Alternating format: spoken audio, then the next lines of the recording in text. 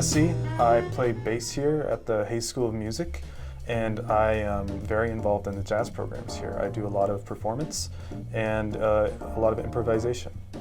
My relationship with jazz started in high school with extracurricular jazz bands, and while not super important to me at the time, just from overexposure and doing it as much as possible really got me into it, and it's just been a continuing trend for me that I want to keep pursuing. At least as of right now, it's constantly changing because I'm just listening to so much jazz all the time. I'm playing so much jazz, it's really hard to keep track. But one that's really been sticking with me is Gigi Grice's recording of Minority. I think the way that it's played as a standard doesn't typically include the Latin groove that is on and off throughout the song, and I think especially when playing it, it's such a fun tune to play, and listening to it is just amazing.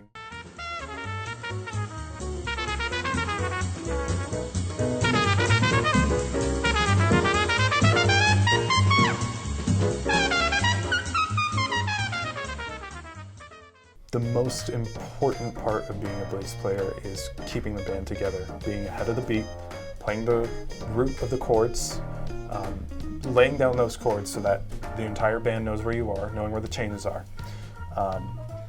And it's impossible to have a good jazz band without a good foundation, and wherever there's a bass player, you have to be that foundation. Improvising and adjusting during live performance is a very common practice in jazz because there's always having to communicate on stage. Sometimes people will mess up and you'll need to start from the top just to make sure everybody's on the same page. Communicating who's taking a solo when, what type of solos people are taking, whether you're trading fours with the drummer. There's all kinds of stuff that's constantly adapting and changing on stage.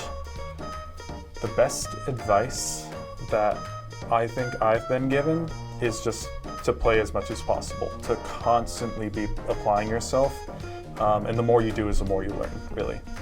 One of the hardest things I've had to do in adapting to playing jazz was learning how to play burner tunes quickly and playing ahead of the beat. It's so easy as a musician, especially in less experienced jazz education, to really just be learning to play on top of the beat and just playing the beat as written. But there's a lot of technique behind jazz that's really beyond the surface level. And a big part of that is for the bass to lead the band and play ahead of the beat. And it's really hard to do that, especially on faster tunes.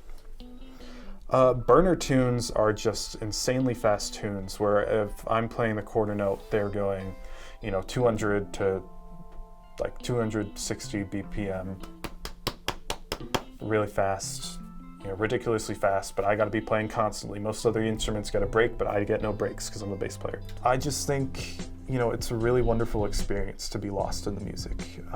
There's so much intricacy to playing jazz, and not only from your own input, but from other people and bouncing ideas off of each other while playing. I just think it's a beautiful experience, and it really makes you appreciate what you listen to in all forms of music, not just in the jazz genre.